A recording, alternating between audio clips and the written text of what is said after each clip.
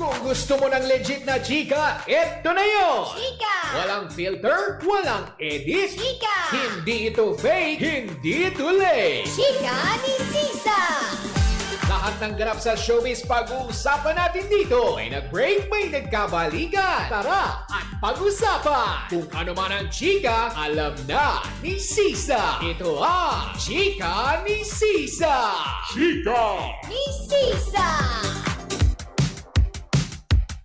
We are number 106.7 Energy FM. Panggawag mong sabihin na radyo, sabihin mo Energy. Sa magandang hapon pa rin po sa lahat ng ating mga panggana patuloy na nakatutok sa Energy FM, ang ating mga papamong drivers mula sa InDrive at Grab, sa Green GSM EV drivers, sa mga Lalamove drivers, sa lahat ng riders ngayon na nai-enjoy ang panahon, o 'di ba? At tuloy-tuloy ang biyahe nila dahil syempre, 'di ba? Sumikat na ang gandang araw. Wow, gandang araw.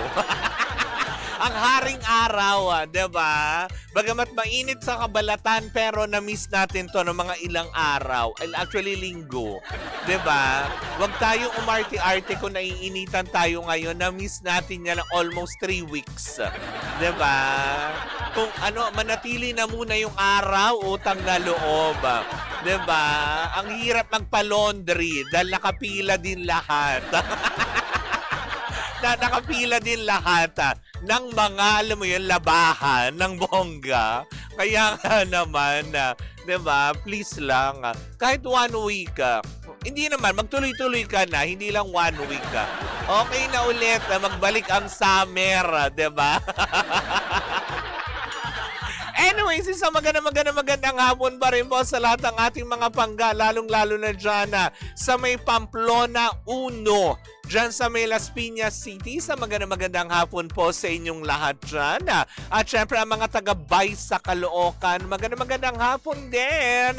Ang mga taga Santo Domingo, Quezon City, sana okay na kayong lahat, 'di ba? For sure, 'di ba? Dahil simula kahapon medyo maganda na ang panahon, naway nakapaglinis at naging alam mo yun, numbalik na sa dating ayos muli ang inyong mga kabahayan, ang inyong lansangan, 'di ba? Kaya yun, ipagdasal natin pare-parehas na sana magtuloy-tuloy na itong araw. Hindi na ako magrereklamo na mainit, promise. 'Di ba? Pero eto na nga, tumungo na tayo sa ating pangalawang chika! Nakakaloka itong nasagap nating chika dahil ito ay napag-alaman lang din natin sa ilang mga tagahanga, taga-suporta ni Miss Ann Curtis, 'di ba?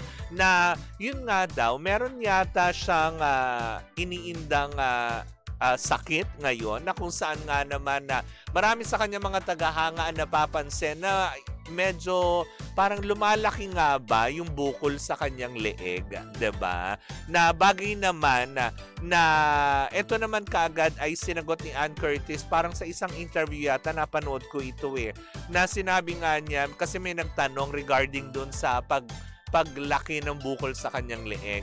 Sinabi naman niya na ito yung isa sa mga bagay na ayaw niyang pag-usapan o i-disclose publicly, which is true naman, dapat natin siyang irespeto.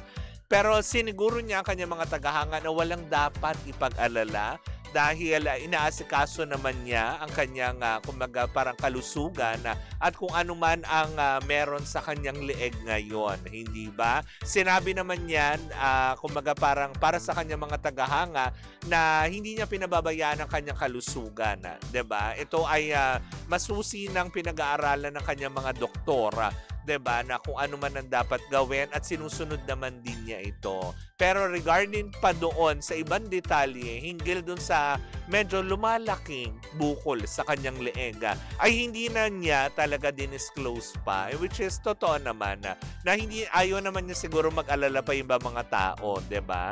Sabi nga niya as she aged, 'di ba? Na doon niya na-realize na oo nga, importante na pangalagaan natin ang ating health, 'di ba? Bantayan natin ang ating mga kalusugan. Na nakakaloka 'yun. Medyo nag-alala din ako kasi 'di ba, usually 'di ba, ano bang tawag doon sa sa leeg na goiter ba? Hindi totoo, 'di ba? na sa mga kababaihan, usually, diba madalas yun? Tama ba ako? Comment down below na ano. Pero siguro naman, ano naman yun? Curable naman and nothing serious naman. Pagdadasal natin na sana magtuloy-tuloy yung paggaling, diba? Yung paggaling ni Miss Ann Curtis, 'di ba? Na naway sana hindi ito masyadong seryosong illness na kaya naman din na siyempre sa tulong ng kanya mga doktor na tumitingin sa kanya, naway magtuloy-tuloy, 'di ba? Kapitana Sisa, doktor ka na. Hindi Chokoy Ganjongko na chismis nga sa akin 'to eh. Dahil nga meron nga siyang yun nga din, kasi yung may mga ibang fans na rin pala niya unang nakapansin noon. Kasi di ba, dahil syempre sobrang pagka-workaholic ni Ann Curtis, nakikita siya sa kung saan sa mga events, saan sa mga shows, di ba, na patuloy lamang. Baka naman talaga kasi, despite of the bukol na meron siya sa sa leeg, di ba, is gusto lang din sigurong ipakita ni Ann Curtis na it doesn't stop her from working and being, alam mo yun, to be normal. Kasi nga naman, may mga specialista naman siguro na kumaga parang kanya nang nakakausap at gumagabay sa kanya kung kahit hindi rin siya masyadong nag-aalala. Pero syempre, kahit papaano, di ba, sabi nga ng ilan is nakakapangamba o nakaka-alarma, di ba, na 'di ba sa mga ganitong klaseng sitwasyon na hindi mo naman basta pwedeng sabihin na hindi okay lang ako ganyan na baka naman yung pag-aalala lang at pagpuna ng ilang mga netizens dahil nga sa kanya yung bukol sa kanyang leeg pag-aalala lang din naman para sa kanya. Pero yun nga, ulitin ko, 'di ba? Sinabi naman na ni Ann Curtis na she's totally fine and there's nothing to think about it. Oh. Ang hirap. English nakakaloka. Baka naman, sabi nung iba, baka naman Adam's apple lang yun. Hoy, babae yun! Hindi siya lalaki. Sabi niya, baka nakuha niya yan sa lambitin doon sa ilog. Hoy, hindi naman leg niya ang pinang-ikot-ikot niya doon. Yung nag-fairy walk siya, Chokoy Ganjongko, diba? Sabi niya, pinapa-laser na yan ngayon. O, diba? Totoo naman yan, Russell. Hi, Russell Vargas. Sabi naman ni Corina Dano, sana hindi malala yung sakit ni Miss Anna. Bata pa naman yung For sure naman. Kasi syempre, di ba, yung kanyang asawa ay isa ring health conscious, di ba? Hindi naman din siguro siya pababayaan din noon. At alam naman natin how fit they are. Syempre sa workout, sa food, di ba? Sobrang bantay sarado yung kanilang mga calories, kineso na ayoko magkaroon ng jowang ganun, magugutom ako, di ba? Alam niyo naman, panagkanin ako. Kanin is life, diba? Yung hindi ako po pwede yung sinusukat-sukat yung mga calories, diba? Hindi ako pwedeng, alam mo yun, hindi ako pwedeng sinusukat yung pagkain. Ayoko ayoko ng mga maliliit na servings. Ang gusto ko, charot, Hi! Nakakaloka, diba? Sabi niya gano'n na, patola ka, kapitana, o diba? Ewan ko sa'yo. Sabi niya, nagagamot naman niya na mahirap lang yan ang naapektuhan ang boses. O diba? Na-miss kita, kapitana. Na-miss din kita, Russell Vargas, Estel Flores. Hello po sa inyo. Pero yun na nga, sabi ni Ella Flor, hello, watching from Dasma, Cavite. Hello po, always po kami nakikinig. Uy, maraming salamat. Ella Flor. Hello, maraming salamat po sa inyong lahat. Di ba may Adam's apple din ang mga babae? Hindi nga lang lumalabas gaya ng mga lalaki. Meron, alam mo ikaw, nililito mo ako Daryl Fukunaga. Diba? Parang yun? Throat. Throat ang tawag doon. Lalaki lang yun. Sana lumaki-laki ng boses niya, diba? Na nakakaloka. Ano yung pag tinawag niya si Erwan? Na nakakaloka. Pero kidding aside, diba? Yun nga, gaya pa rin ang sinabi ni Miss Ann Curtis, ibigay po natin yung respeto para hindi na pag-usapan na kung ano man ang karamdaman na meron siya ngayon.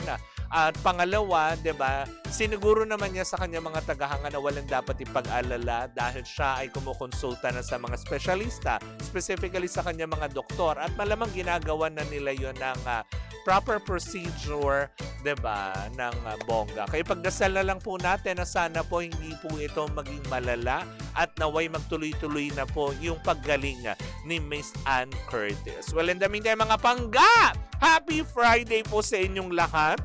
Maraming salamat po sa inyong pagsama. Sabi niya, mapapatakbo si Erwan pag naging boses. Alam mo to, lala. Ay, diba ganon? Hoy, honey, I'm home. Ganon. Well, kidding aside. Huwag na natin masyadong etchusin. Dapat magpahinga muna si Ann Curtis, diba? Let's pray for Miss Anna na, alam mo yun, tuloy-tuloy ang kanyang paggaling. Well, in the meantime, mga panggang, dito na lang po muna ako. At bago pa ilabas ni Maku ang puting telon, ako'y tuluyan na magpapaalam sa inyong lahat. Magkita-kita po tayo sa darating na Lunes para sa isang matikabong tsikahan na naman na dala-dala ng napakagandang bakla. Oo. Naantabayanan na naman ni Chokoy Ganjongko ng Mascardo Street, Barangay Little Baguio o San Juan City. Wow! Kompleto yan, Chokoy, Muli ba ako sa Kapitana Sisa at ito pa rin ang Chika ni Sisa. Tuloy-tuloy pa rin po ang ating tugtugan. Siyempre, dito po lamang yan sa number 106.7 Energy FM. Panggawag mong sabihin radyo, sabihin mo Energy.